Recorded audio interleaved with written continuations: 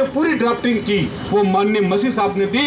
मैं जब घुमंतु जब मैंने रथ यात्रा भी की तो माननीय अशोक गहलोत साहब से मिला और गहलोत साहब ने मुझे कहा तू जाके मुमताज मसीह से मिलना, वो तेरे को पूरी स्क्रिप्ट बताएगा। मैंने उस स्क्रिप्ट को तैयार किया और जोधपुर डाक बंगले में जाके किसान आंदोलन पे और जीएसटी के ऊपर जो हमारा नुक्कड़ नाटक था वो साहब ने हमें बताया और मैं जाके सर्किट हाउस में उनको स्क्रिप्ट बताया तो गहलोत साहब ने मेरे कंधे पे हाथ दे के 1000 लोगों को उस सर्किट हाउस से छोड़ के पीछे से रास्ते से देवाराम जी के साथ बाहर आए। मुझे बोला तुझे कोई मदद, मैंने कहा सर आपका आशीर्वाद चाहिए, मैं कांग्रेस के लिए काम करूंगा और आप अभी भी कांग्रेस के लिए काम करेंगे, आगे भी कांग्रेस के लिए काम करेंगे। तो मैं सब साथियों को कहना चाहता हूं कि पीसीसी अपने लिए पूरा खुला है।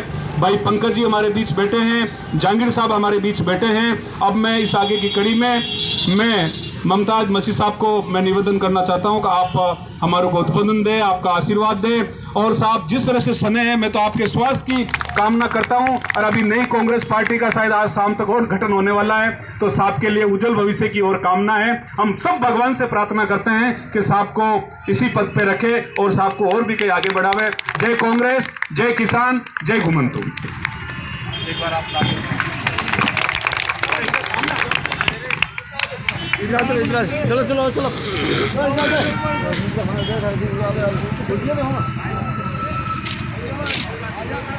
सभी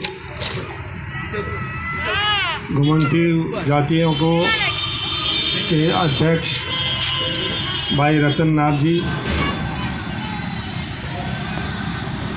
जगदीश जी, मेरे साथ आए हुए पंकज दादी जी,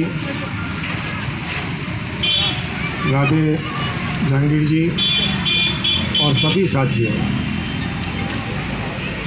आप लोगों से कांग्रेस पार्टी का जुड़ाव कोई नया नहीं है। कांग्रेस पार्टी जब से बनी है, सबसे पहले इसके प्रधानमंत्री जवाहरलाल नेहरू जी थे और जवाहरलाल नेहरू जी ने घुमंतु जातियों के लिए सबसे पहले सोचा। ये हकीकत है, ये कोई मैं अपनी तरफ से नहीं बोल रहा हूँ जैसे मोदी जी झूठ बोल के और लोगों को बरगलाते हैं, ये उनमें से नहीं है। ये ऐतिहासिक प्रूफ है कि उस समय भी जवाहरलाल नेहरू जी जैसे व्यक्ति ने घुमंतु जातियों के लिए सोचा और ये सोचा कि ये जगह जगह घूमते हैं, इनके रहने का ठिकाना कहीं नहीं है। ये कहीं तंबू लगा लेते हैं, कहीं अपने गाड़ी के नीचे सो जाते हैं। इस प्रकार का जब उन्होंने देखा तो उन्होंने कहा कि इनके भी रहने की व्यवस्था होनी चाहिए और इनके उत्थान के लिए कांग्रेस पार्टी को कुछ करना चाहिए। तो उस समय की सोच आप देखिए, उस समय कांग्रेस पार्टी को वोटों की कोई ज़्यादा आवश्यकता नहीं थी क्योंकि सारा देश ही कांग्रेस पार्टी में था और कांग्रेस पार्टी के अलावा कोई दूसरी पार्टी सामने नहीं हुआ करती थी कि कहीं नेहरू जी ने कोई ये सोच के कहा हो कि साहब हमारे को इनके वोट लेने हैं। ऐसी बात नहीं थी। इस देश के अंदर दो पार्टियां हैं, दो विचारधाराएं हैं। मैं तो ये कहूँगा पार्टी है तो छोड़िए, एक विचारधारा जो है वो गरीबों की और ऐसे लोगों की, मजदूरों की जो रोज़ कमाते हैं, रोज़ खाते हैं, उनकी पार्टी है, उनकी विचारधारा है।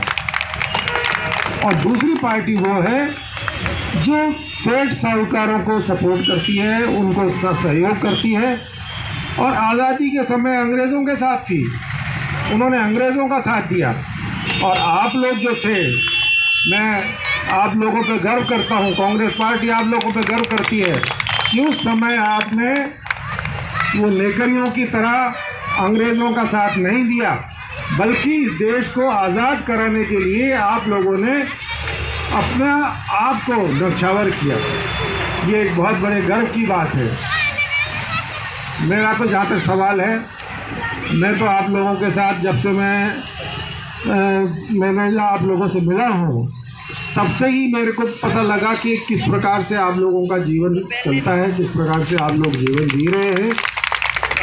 तो सबसे पहले जब ये बात कर रहे थे किशन नाथ जी, तो उन्होंने एक चिंतन शिविर रखा था मेरे ख्याल से, ऐसा ध्यान है मेरे को, राजसमंद जिले में। उस चिंतन शिविर में मैं गया था और वहाँ मैंने एक बात कही थी, एक शेर सुनाया था, खुदी को कर बुलंद इतना कि हर तकदीर से पहले खुदा बंदे से खुद पूछे बता तेरी रज़ा क्या है। मतलब ये कि आप अपने आप को इतना मजबूत कर लो, इतना लोगों के अंदर वो कर लो, एकता इतनी पैदा कर लो कि खुदा भी आप पूछे कि तेरी मर्ज़ी क्या है। तो मुझे बड़ी खुशी है कि उस समय से लेकर आज के समय तक आप लोगों ने सबको एक जगह यूनाइट करने की कोशिश की, सबको एकता के सूत्र में बांधा और आज ये पोजीशन आई है कि अभी जैसे आपने कहा था कि चंद्रभान जी के टाइम पर जो आपका सेल बना था, वो सेल बनाने में मेरा बड़ा उसमें रोल था। उसके बाद भी फिर मुख्यमंत्री जी से मैंने ये कहा कि इनका एक वो बोर्ड बनना चाहिए और वो बोर्ड भी आपका पिछली बार बना।